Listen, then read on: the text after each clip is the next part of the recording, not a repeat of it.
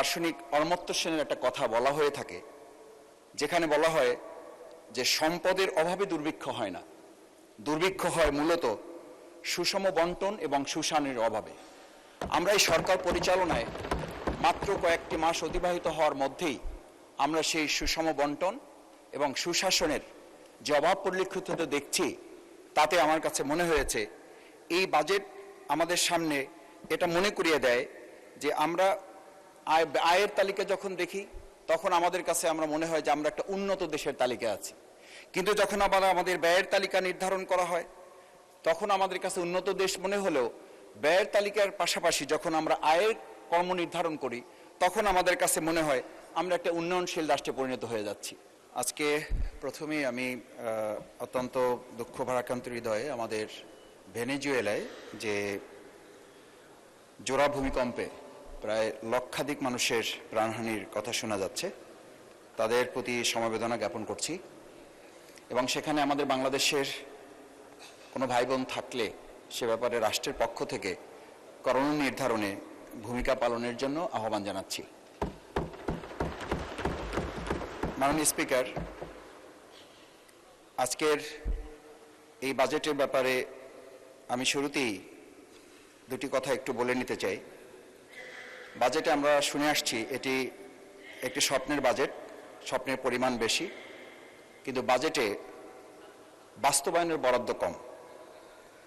রাজস্ব আদায়ের ক্ষেত্রে এখানে আমরা লক্ষ্য করি যে আমাদের সরকার বা আমরা যারা থাকি তারা সিংহের ভূমিকা পালন করেন, কিন্তু সেবার ক্ষেত্রে আমাদের গ্রাহকরা মনে করেন তারা বিড়ালের ভূমিকা অবতীর্ণ হন। এটা আমাদের জন্য অত্যন্ত নিরুৎসাহের কারণ। এই জায়গাগুলো নির্ধারণ করেই আমরা একজন গুরুত্বপূর্ণ অর্থনীতিবিদের কথা শুনে থাকি। মূলত এটা কোরআনেরই সেই আয়াতের প্রতিধ্বনি। সূরা তালাকে যেখানে 2, 3, 4 নম্বর আয়াতে আল্লাহ সুবহানাহু ওয়া তাআলা উল্লেখ করেছেন, ওয়ামান ইয়াত্তাকিল্লাহ ইয়াজআল লাহু মাখরাজান ওয়া ইয়ারযুকহু মিন হাইসু লা ইয়াহতাসিব। যদি সমাজ এবং রাষ্ট্র পরিচালনায় একদল সৎ, দক্ষ, ক্ষুধাভীরু মানুষ থাকে যারা আল্লাহকে ভয় করবে, সুশাসন কায়েম করবে, তাহলে আল্লাহ তাআলা ওয়া ইয়ারযুকহু মিন হাইসু লা ইয়াহতাসিব, এমন জায়গা থেকে রিজিকের ব্যবস্থা করবে না। রিজিক বলতে শুধু খাবার নয়, রিজিক বলতে মানুষের সামগ্রিক ব্যবস্থাপনাকেই সমস্ত মুফাসসিরগণ উল্লেখ করে থাকেন। সেই জায়গাটিকে আমরা শুনে থাকি। দার্শনিক অমর্ত্য সেনের একটা কথা বলা হয়ে থাকে, যেখানে বলা হয় যে সম্পদের অভাবে দুর্ভিক্ষ হয় না, দুর্ভিক্ষ হয় মূলত সুষম বন্টন এবং সুশাসনের অভাবে।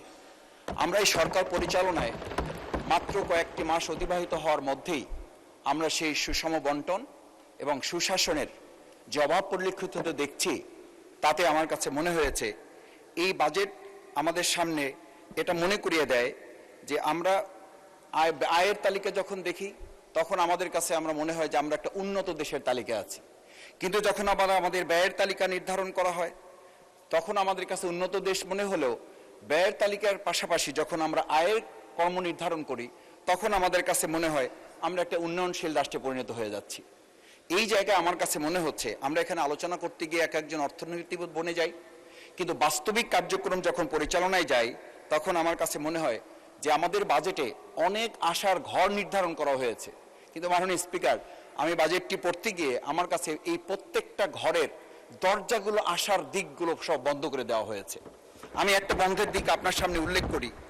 আমাদের বলা হয়েছে, আমি মাঝে মধ্যে এখানে আমরা আলোচনা করি, ইসলামী ব্যাংকে আমাদের একজন এসালম তৈরি হয়েছে, আমাদের বিগত 17 বছরে একজন সালমান এফ রহমান তৈরি হয়েছে। আমি জানি না এসের সাথে এরকম একটা সম্পর্কের মিল কেন তৈরি হয়ে যাওয়া হয়েছে। এই তৈরিটা শুধুমাত্র এখানেই শেষ হয় নাই। বাংলাদেশ আয়রন অ্যান্ড স্টিল সেই স্টিলের যে কাঁচামাল প্রস্তুতকারক যারা, তারা ইতিমধ্যে দাবি তুলেছে। আমাদের এখানে সংসদ সদস্য মাননীয় যারা আছেন তারা বলেন যে এবার নাকি কেউ এটা নিয়ে রাস্তায় বের হয় নাই, শুধুমাত্র বিরোধী দল একটা ব্যানার করে রেখেছিল। এরকম একটা বিরোধী দল আবার ওনাদের পছন্দও হয় না।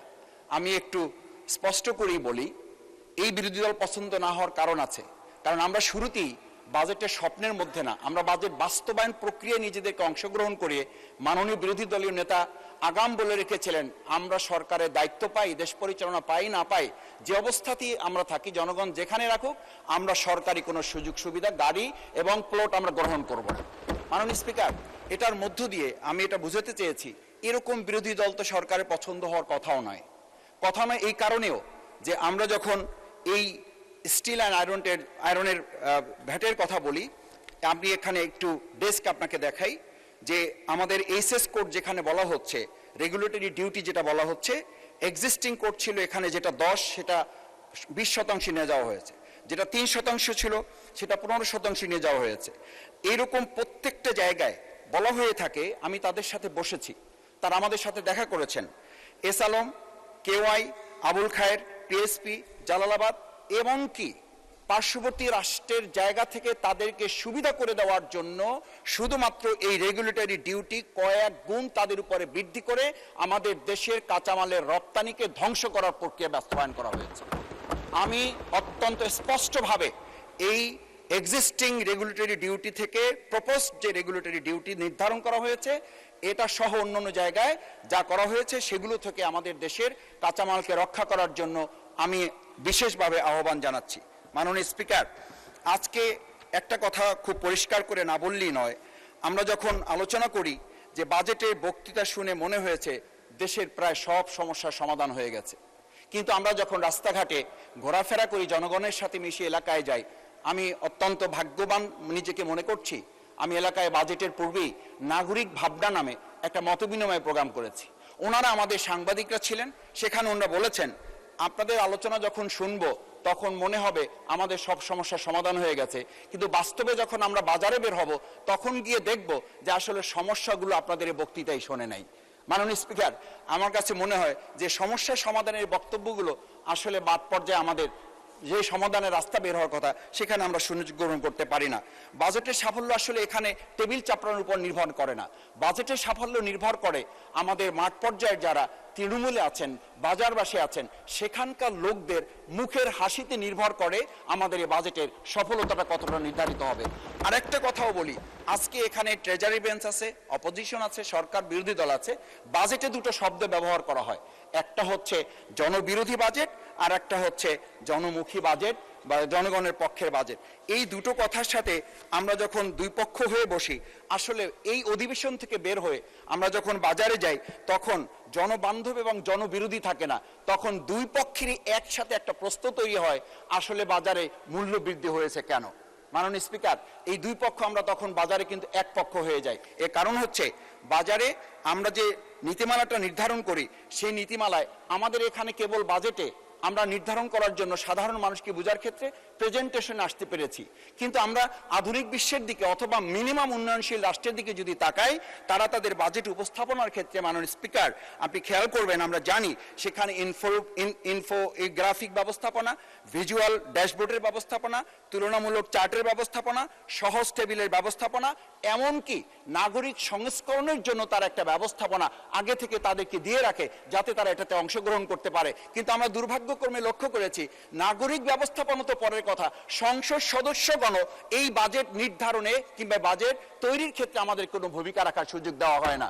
মাননীয় স্পিকার, সুতরাং আমি আপনার কাছে মাধ্যমে দুটো বিষয় উল্লেখ করতে চাই। একটি হচ্ছে আজকে আমরা লক্ষ্য করি স্বাস্থ্য ব্যবস্থাপনায় আমাদের বাজেটের কিছুটা বরাদ্দ দেওয়া হয়েছে, শিক্ষায় করা হয়েছে। আমি ধন্যবাদ জানাতে চাই যে মাননীয় বিরোধী দলীয় নেতা আমাদের রাষ্ট্রপতির ভাষণে দুটো বিষয় উল্লেখ করেছিলেন। মাননীয় সংসদ দলের নেতা এই দুটো বিষয়কেই বলেছিলেন অগ্রাধিকার ভিত্তিতে দেওয়া হবে। দেওয়া হয়েছে ঠিকই, কিন্তু আমি একই সাথে লক্ষ্য করছি যে স্বাস্থ্যসেবায় যতটুকু বরাদ্দ দেওয়া হয়েছে, ঠিক মানবিক একটি হাসপাতাল যেখানে 700টা বেডের মধ্যে 180টা বেডকে ফ্রি করে রাখা হয়েছে, যেখানে গড়ে প্রতিদিন 23 জন নর্মাল ডেলিভারি ব্যবস্থা করা হয়, যেখানে প্রায় অসংখ্য হাজার মানুষকে প্রতিদিন বিনামূল্যে তাদের রোগী এবং অ্যাটেন্ডেন্টকে খাবারের ব্যবস্থা করে দেওয়া হয়। এরকম একটা হাসপাতালকে শুধু 6 জন শিশু মারা যাওয়াটা নিঃসন্দেহে দুর্ভাগ্যজনক, তার লাইসেন্স বাতিল করে দেওয়া হলো। মাননীয় স্পিকার, আমি জানতে চাই তাহলে 300 শিশু হামে মারা গেল, তাহলে আমাদের স্বাস্থ্যমন্ত্রী পদত্যাগের চিন্তা করেছেন কিনা? আমরা স্পষ্ট করি এটা কারণে একটা মানবিক হাসপাতাল, সেখানে এখন প্রায় 1000 খানেক ছাত্র আছে। আমরা অত্যন্ত দুর্ভাগ্য বশত লক্ষ্য করছি যেখানে বহির্বিশ্বের সাথে আমাদের সম্পর্কের এটা একটা মাধ্যম, সেখানে প্রায় 247 জন বিদেশি ছাত্রছাত্রী শিক্ষার্থীরা আছেন, তারা দাঁড়ে দাঁড়ে ঘুরছেন। এটা বাংলাদেশের সম্পর্কে ধারণা ভালো হচ্ছে না, বিদেশে আমাদের সম্পর্কে মেসেজ ভালো যাচ্ছে না, এমনকি তারা দেখা করার সুযোগ পর্যন্ত পাচ্ছে না। সচিব মহোদয় সুযোগ দিচ্ছেন না, ডিজি মহোদয়ের কাছে সুযোগ পাওয়া যাচ্ছে না, স্বাস্থ্যমন্ত্রী সুযোগ দিচ্ছে না। এই শিক্ষার্থীদের কোথায় গিয়ে তারা দাঁড়াবে, সেই জায়গাগুলো আমাদের নির্ধারণ করা উচিত। আমরা শিক্ষার ব্যাপারে বলেছি, শিক্ষা আমরা অগ্রাধিকার নির্ধারণ করেছি। কি নির্ধারণ করেছি? শিক্ষায় আমরা যেটা নির্ধারণ করেছি, 511 কোটি টাকা নির্ধারিত থাকা উচিত সেখানে আমাদের নিয়মিত এই সমস্ত ব্যয় বরাদ্দ নির্ধারণ করার জন্য। কিন্তু আমরা লক্ষ্য করছি এই সরকারের কাছে এখন সেখানে মাত্র 86 কোটি টাকা থাকার কারণে তারা নিয়মিত বেতন পর্যন্ত পরিশোধ করার সুযোগ পাচ্ছেন না। তাহলে আমরা অগ্রাধিকার ভিত্তিতে এগিয়ে যাচ্ছি নাকি আমরা চিংড়ি মাছের মতো লাভ দিচ্ছি কিন্তু পিছনের দিকে যাচ্ছি? মাননীয় স্পিকার, সেটা আমাদেরকে ভাবতে হবে। সেই জায়গাটা আমরা শিক্ষামন্ত্রী মহোদয়ের দৃষ্টি আকর্ষণ করি। উনি নাই, উনি বলেছিলেন আমরা মাননীয় প্রধানমন্ত্রীর কাছে 5% কথা বলেছি, 5% কথা বলেছি। উনি আমাদেরকে 3% আশ্বস্ত করেছেন। আমরা এইবার হয়তো 2% পাবো। এই যে আমরা কচ্ছপ গতিতে আগানোর প্রক্রিয়া, এই প্রক্রিয়াটা আসলে বাস্তবে আমরা কতখানি এটা নির্ধারণ করতে সক্ষম হব? মাননীয় স্পিকার, আরেকটি বিষয় আমি আপনার সামনে স্পষ্ট করে একটু উল্লেখ করতে চাই। আমাদের এই যে বর্তমান বাজেট ব্যবস্থাপনায় আমরা যেটা রেখেছি যে আমাদের এমপিভুক্ত 2 লাখ শিক্ষক, এই এমপিভুক্ত শিক্ষকদের ব্যাপারে শুনেছি মে মাসের বেতন এখন পর্যন্ত তাদেরকে দেওয়া যায় নাই। আমরা সুখবরের কথা শুনি, কিন্তু সুখবর তো ইতিমধ্যে তাদের পরিবার পরিচালনা সহ তাদের জীবন তো প্রায় অতিষ্ঠ অবস্থা, শুধু না জীবন তাদের মুমূর্ষ অবস্থায় পৌঁছে গেছে। একটা পরিবার তার মায়ের চিকিৎসা করতে পারছে না, তার সন্তানদের ভরণ পোষণের ব্যবস্থা তারা গ্রহণ করতে পারছে না। সেই জায়গাগুলো আমার বোধহয় আমাদের বাজেটে যেভাবে আলোচনা হওয়ার কথা ছিল সেই আলোচনাটা আমরা নিতে পারি নাই। মাননীয় স্পিকার, আমি এবার আমার দক্ষিণ অঞ্চলের কয়েকটা বিষয় আপনার মাধ্যমে উপস্থাপন করতে চাই। আমাদের বাজেটে যেটা একেবারেই গ্যাপ হয়েছে বলে মনে হয়েছে, আমরা বিগত সরকারের সময় শুনেছি আমাদের পদ্মা সেতু হয়েছে, হোক 15,000 কোটি টাকার সেতু, আমাদের অন্তত 45,000 কোটিতে হয়েছে। এরকম আর দুর্ভাগ্যজনক পরিস্থিতি। আবার বড় যে প্রকল্পের কথা আমরা বলবো, আমরা তো সেই মানে সিঁদুরে ভয় পাওয়া মানুষ, আমরা তো এইসব ভয় পাই যে বড় বড় মেগা প্রজেক্ট হবে, বড় বড় মেগা দুর্নীতি হবে। সেই জায়গাটা থেকে আজকে আমি বলবো যে আমাদের 6 লেনের যে মহাসড়কের এই পদ্মা সেতুকে যদি বাস্তবায়ন করতে হয়, এটা যদি আমাদের অর্থবহ করতে হয়, এই অর্থবহ করার জন্য আমাদের পটুয়াখালী পর্যন্ত, আমরা কক্সবাজারের কথা জানি। আমি এই সুযোগে মাননীয় সংসদ সদস্যবৃন্দকে আমাদের কুয়াকাটা আমন্ত্রণ জানিয়ে রাখলাম। মাননীয় স্পিকার, আসবেন, দেখবেন যে আমাদের আজকে গাড়ির চাপ ভাঙা পার হওয়ার পর, ভাঙা পর্যন্ত মনে হয় আমরা মালয়েশিয়ায় আছি, ভাঙা পর্যন্ত মনে হয় আমরা সিঙ্গাপুরে আছি, সিঙ্গাপুর পার হওয়ার পরেই মনে হয় আমরা এখন আমাদের গ্রামের সবচেয়ে অজপরগায়ের একটা রাস্তা। ধন্যবাদ মাননীয় সদস্য। আজান পড়ে গিয়েছে। আচ্ছা, 2 মিনিটে শেষ করেন, আজান দিয়ে দিয়েছে। 2 মিনিটে প্লিজ। সেই জায়গায় আমি মনে করি যে আমাদের এই 6 লেনের রাস্তা নির্ধারণ হওয়া, ট্রেন সংযোগ হওয়া এবং আমাদের কুয়াকাটা পর্যটন কেন্দ্র খাতকে যদি অর্থবহ করতে হয় সেই জায়গাটি আমাদের নির্ধারণ করে নেওয়া। মাননীয় স্পিকার, আমাদের এই বাজেটের মধ্যে আমরা যদি একটি জিনিস লক্ষ্য করি তা হচ্ছে আমাদের এই পর্যটন খাতের পাশাপাশি আমাদের পায়রা পোর্ট অত্যন্ত আর্থিক ব্যবস্থাপনার জায়গায় গুরুত্বপূর্ণ একটি খাত। সেই খাতটিকে আমদানি এবং রপ্তানি জায়গা যদি এটাকে আমরা নির্ধারণ করে নিয়ে আসতে পারতাম, সেই জায়গাটা আমরা করতে পারি নাই। আমাদের সবচেয়ে গুরুত্বপূর্ণ, আমরা অনেকেই বলি যে নদী পথে আমাদের লঞ্চে যাওয়া আসা, এটা শুধু একটা যাওয়া আসা না, it's mental refraction, it's mental refreshment. এই রিফ্রেশমেন্টের জায়গাটা এখন নদী লঞ্চ মালিকদের মাথায় হাতের মতো অবস্থা। আপনি নিশ্চয়ই জানবেন, আপনি ভোলার আমাদের সমস্ত বিষয় আপনার নলেজে আছে। সেখানে লঞ্চে যখন ওঠা হয় তখন লোকেরা বলে আমাদের মরতে বসা ছাড়া আর কোনো উপায় নাই। একই সাথে নদীর নাব্যতা নাই, একই সাথে নিয়মিত ড্রেজিং এর কোনো ব্যবস্থা নাই। এই খাতে আমি খোঁজাখুঁজি চেষ্টা করেছি, আমার চোখে পড়ে নাই আমরা কোনো বাজেট রাখতে পারছি না। নদী বাঁচলে বাঁচবে বাংলাদেশ। মাননীয় স্পিকার, সেই জন্য নদীর এই নাব্যতা এবং ড্রেজিং এর ক্ষেত্রে আমি আশা করি যে বাজেটের একটা গুরুত্বপূর্ণ অংশ এখানে নির্ধারণ করা হবে। কীর্তনখোলা, তেঁতুলিয়া, আড়িয়ালখা, বিষখালী সহ পর্যটনের এই নৌপথ উন্নয়নে যদি আমরা ব্যবস্থা নিতে পারি তাহলেই কেবলমাত্র আমাদের এই উন্নয়নগুলো সম্ভব হবে। মাননীয় স্পিকার, আমার প্রিয় বাউফল, সেই বাউফলে আমি জনগণের কাছে ভোট চাইতে গিয়ে শুধু একটা কথা বলেছিলাম, মাদক নির্মূল করব, কবর রচনা করব। দুর্ভাগ্যজনক, কবর রচনা করার তো পরের কথা, আমরা মাদকের হাতি দিতে পারি নাই, বরং বলা হয়ে থাকে প্রশাসনে সেই পুলিশ অফিসারদেরকে পর্যন্ত ট্রান্সফার করা হচ্ছে যে তারা যারা শুধু এতটুকু বলেছেন যে ধরতে লাগে 7 দিন, তাদেরকে গ্রেফতার করে জেলখানায় পাঠানোর পর বের হয়ে আসতে লাগে 3 দিন। এই প্রক্রিয়াটুকু যারা জড়িত তাদের ব্যাপারেও আমাদের এই বাজেটের মধ্যে আলোচনা করে পদক্ষেপ গ্রহণ করতে হবে। মাননীয় স্পিকার, আমি সবশেষ অনুরোধ করব আমার নদী ভাঙ্গন রোধে ব্যবস্থাপনা সহ নদী ভাঙ্গন রোধ প্রকল্পে